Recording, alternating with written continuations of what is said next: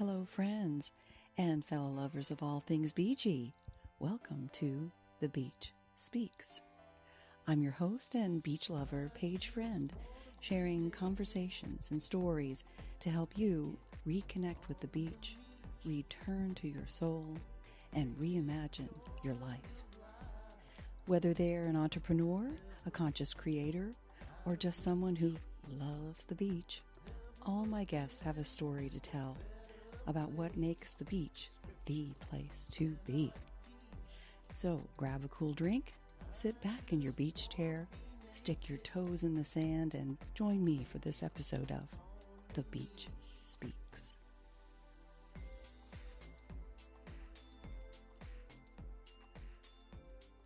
Hey, beach lovers. Here we are, February 2022. And this is a special episode.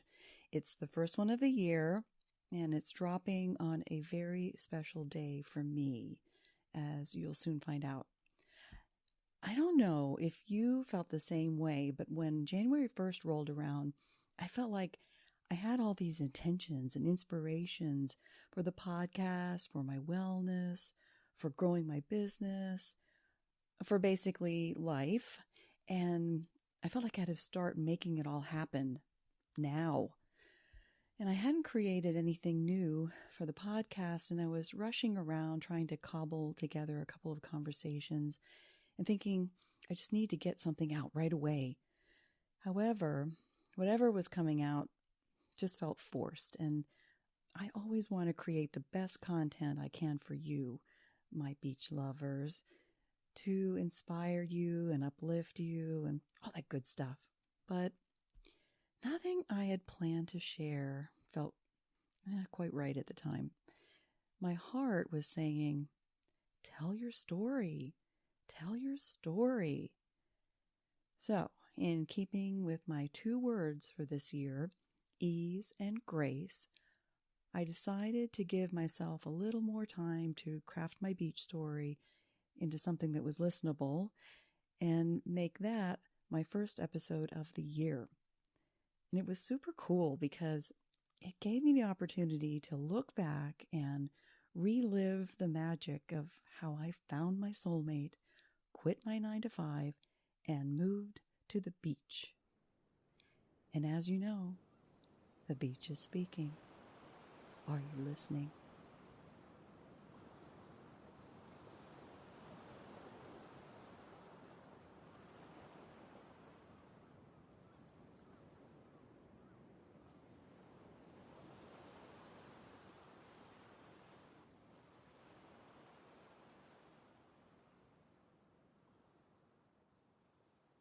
Have you ever felt like you were stuck in a holding pattern in the way you're living your life? You knew that something different needed to happen. You just didn't know how to make it happen. Like you're the pilot of a plane, circling around and around above the airport, waiting to land because air traffic control told you to stand by for further instructions. I mean, you can't stay up there forever. Pretty soon you're going to have to land. That was me. I was in a dating relationship for about 9 years at this time. We didn't live together, but we were together all the time, and we were kind of in a holding pattern, circling. He was a nice guy. I liked him. I might have even loved him. I enjoyed his company. He was easy, comfortable. We spent a lot of time doing the same things, and when we would go out and do something, it was the same thing. We'd go out for the same food in the same places, and people that we would hang out with, the same. It was okay until it wasn't. I knew we didn't want the same things out of life. I wanted different. I wanted a soulmate. I was living in Orlando, about 20 years into a career in corporate aviation, working as a customer service professional. I loved my job, and I was really good at it. I had my pilot's license, and even though I hadn't flown in years, it was fun talking all things planes with the pilots, while at the same time answering the phone, greeting folks in the lobby, talking to a crew member on the air-to-ground radio, confirming a fuel order from the ramp tech while making coffee for an outgoing flight, and renting a car to a passenger. A little stressful at times, but that's aviation. And I was used to the routine. I always said that I wanted a job where I could wake up and say, "Yay, I get to work today." And for the most part, I did, until it became, I have to go to work today. And like that dating relationship, I knew I didn't want to be there anymore. For as long as I could remember, I wanted to live at the beach. I'd been living in Orlando for about 14 years. Now, some of you might be thinking, okay, isn't Orlando like the vacation capital of the world? In Florida, it's pretty much the beach, right? Well, even though Orlando is a great place for a vacation, it's Central Florida, which is pretty much landlocked. Now, Cocoa Beach, which is on the Atlantic coast, was only about a 45-minute drive, so I could get there. But it wasn't enough to live near the beach. I wanted to live at the beach. You see, I'm a Pisces, a water sign, so I'm naturally drawn to water, and I love sunrises.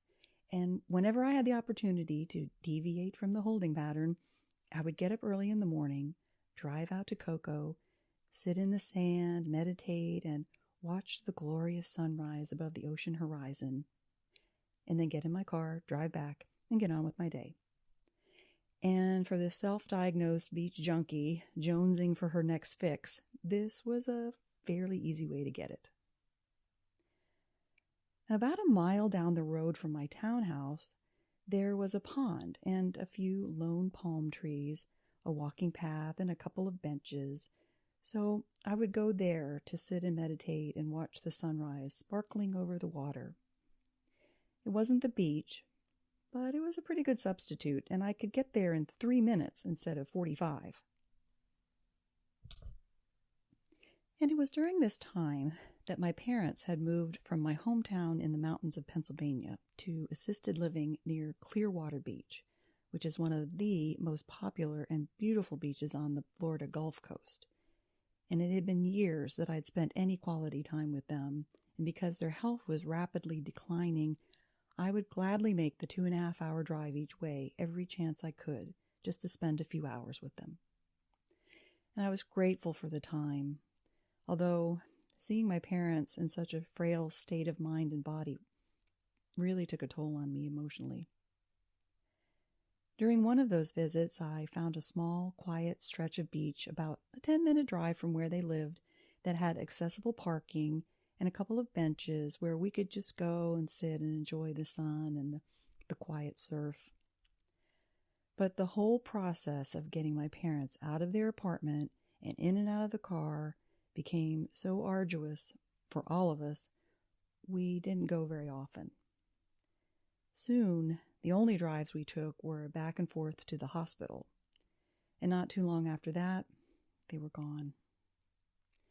And that little stretch of beach on the Gulf Coast had become my beach, where I could find peace and serenity. I had to physically be there to feel that. The sun, the sand, the smell, I just craved it. And I was tired of talking about it. Someday, living at the beach. I just didn't want to be that person who was always saying, someday I will do this, someday I will do that, and then wait until it was too late. One morning I woke up and I thought, you know what? No, this is not the life I want. So what did I do? I declared out loud, I want to meet my soulmate, quit my 9-to-5, and move to the beach. Now, it wasn't like I had a fairy godmother that tapped me on the head and said, your wishes have been granted. But I did have a mindfulness coach, Ramona. I first met Ramona at the Drunken Monkey, a coffee bar. I had signed up for her mindfulness coaching program she called Authentic Life Journey, and this was our first official session. All I could say was, I'm a hot mess. There are all these things I want to do, and I feel like I need to do it all now. I need someone to help me, tell me what to do, help me figure it out. And being the perfect mindfulness coach that she is, she listened to what I had to say, but she wasn't going to tell me what to do. You see, up until this point, I relied heavily on other people in order to make my own decisions. Instead, when she heard how I want to meet my soulmate, quit my 9-to-5, and move to the beach and do it all at once, she helped me to slow down and think, okay, is this really what you want to do? How do you want to do this? Because to do it all at once could be potentially a disaster. Each time we met, which was like every other week, she would listen to me, observe, and reflect back on what I had just said, because the answers were there. I just had to hear them coming from myself, from my heart. And with this new mindset, I began to make the shift out of the holding pattern and on to a new course. Slowly, with her guidance, things were starting to come into focus. I was no longer needing to do it all at once. I started looking at it from a mindful perspective and from a way of seeking inside myself to find the answer. And yes, I had support. The answers were coming from me. And here's where it gets really interesting. You know that part where I said I want to meet my soulmate? Well, I joined a website, Meet Mindful.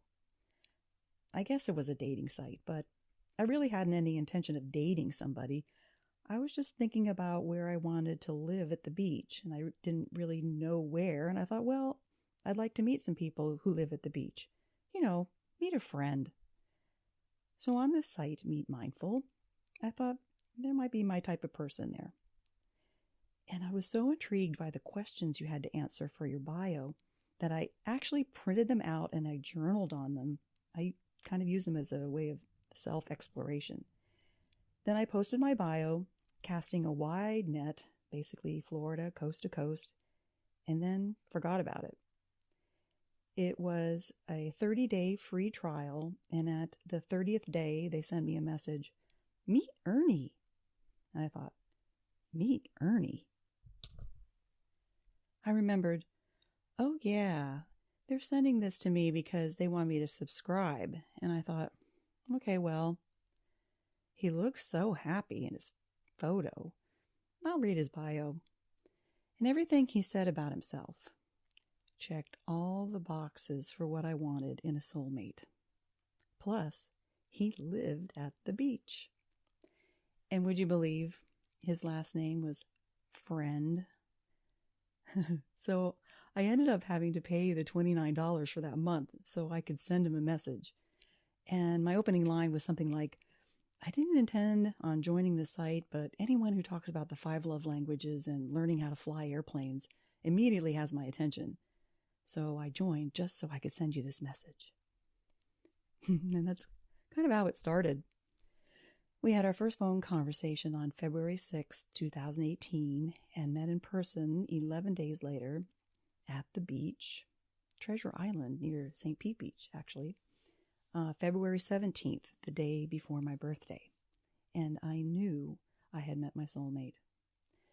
It was like we had known each other in another lifetime and were just waiting until the time we could finally be together in this one. Yeah, I know it sounds a little woo-woo, but when you know, you know. And when it came to leaving my 9-to-5, that was a little tricky. I needed income. And it was a job that I was comfortable with. People would ask, well, if you move to the beach, what are you going to do? And I would joke and say, I don't know. I'll find a couple of palm trees and string a hammock and make seashell jewelry. I don't know. I was just like, we'll see what happens. And then this happened. One day, I heard about a plant-based, yoga-inspired retreat in Tuscany called Plant-Powered Italia. It was hosted by my all-time favorite podcaster, Rich Roll, and his super spiritual wife, Julie Pyatt, #couples goals. There were just a few spots left, and I thought, I really want to go, but can I afford it? I don't even know if I have the time off. I'm just going to make the call, put the deposit on my credit card, and reserve my spot. which just so turned out to be the last spot available. So there I was, on this retreat with Rich, Julie, and about 50 other amazing humans, where I began to feel this transformation happening. I'm not really sure what it is, and how do I go from where I am here in this holding pattern to where I want to be? And at the end of the week, I knew I had to leave the job. It was a Sunday night. I got off the plane, went back to my townhouse, and before I even started unpacking, I sat down and wrote my letter of resignation. And the next morning when I clocked in, my supervisor said, "How was your trip?" And I said, "It was fabulous, and I have something for you." And I handed him my resignation letter. And he was not happy. In fact, he didn't even want to talk to me the rest of the day. But I felt such a sense of, okay, I'm doing this. I'm leaving my 9 to 5. And then it was, how do I move to the beach? Well, Ernie, as I said, lived at the beach. It wasn't on the Gulf Coast like I'd kind of envisioned myself being. It was the Atlantic coast at Jacksonville Beach. And since we were soulmates, it just made sense that I would say yes when he asked me to move in with him. He was renting a small house. It was just enough room for both of us, and the beach was just down the street. I could see it from the house. I could hear the waves, feel the breeze. Perfect scenario. So almost every morning I would go down to the beach, watch the sunrise, take tons of photos, feeling such joy and inspiration and thinking, how can I share this? That's when the idea for a podcast came. I love the beach. I love podcasts. Why not? So I wanted this story to be the first episode of the Beach Speaks 2022, and I'm posting it on February 16th, the 2-year anniversary of marrying my soulmate on the beach, and no 9 to 5. I have a podcast.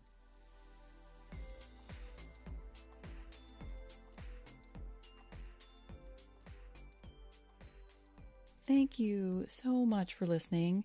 I really enjoyed sharing this with you. And isn't it funny how when you're telling one story, it reminds you of another and another?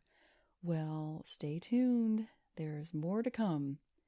In the next episode, I'll be bringing Ramona back to the podcast so you can hear her take on how she helped me get out of the holding pattern and onto the beach. Plus, she's pretty much a mermaid dolphin whisperer. I swear, if you're at the beach and Ramona is around, there will be dolphins. Or giant rays, or some kind of ocean magic happening. As for my former supervisor from the airport job, I don't expect that he'll be on the podcast anytime soon. I think he's still mad at me for leaving. But I'm pretty sure I can convince Ernie to make a special appearance sometime soon so we can talk soulmates. A lot of people have asked us about that. And last, I am not a paid or unpaid spokesperson for Meet Mindful, nor can I guarantee that you will meet your soulmate there, but I did a quick Google search to confirm that you can still join the site. And apparently now, if you find someone you really like and you want to send them a message, it's free. And speaking of free, here's a few other things you can do that won't cost you anything, but will really help me connect with people who, like you, love the beach. First, I need you to be part of the show. Do you have a beach memory you'd like to share, or a comment, a suggestion, or question? Record a voicemail. You'll find the link in the show notes. My Instagram link tree, Facebook page, and website is pretty easy to find, and it's super easy to record. And you can tell all your friends, I'm on a podcast. And of course, you can always send an email to paige@thebeachspeaks.com, and I'll read it on the show. Most importantly, if you like what you hear and you know someone who needs more beach in their life, share the podcast. The beach is speaking. Are you listening?